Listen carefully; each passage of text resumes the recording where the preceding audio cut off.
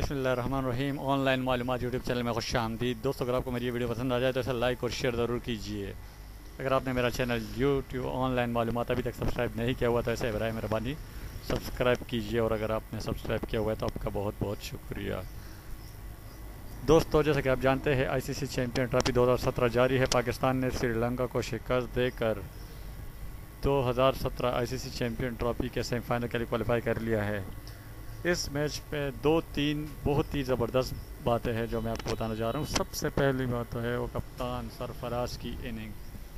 कप्तान सरफराज की बेहतरीन इनिंग ने पाकिस्तान को ये मैच जितवा दिया है। सरफराज ने विनिंग्स कैप्टन इनिंग्स के लिए पाकिस्तान को काफ़ी अरसे से एक ऐसे खिलाड़ी की ज़रूरत थी जो मैच को फिनिश करे, और यही मसला पाकिस्तान के बैट्समैनों के साथ चलता है कि वो फिनिश नहीं कर पाते। लेकिन आज सरफराज ने साबित किया कि मैच को फिनिश किया जा सकता है अगर कोशिश की जाए। साथ में मोहम्मद आमिर ने भरपूर साथ दिया, और मेरे ख़्याल में बदकिस्मती थी फ़हीम अशरफ की। अगर फ़हीम अशरफ बदकिस्मती से रन आउट ना होते तो ये मैच फ़हीम अशरफ और सरफराज ही एंड तक ले जाते और फिनिश कर देते। लेकिन जो भी होता है अच्छे के लिए होता है।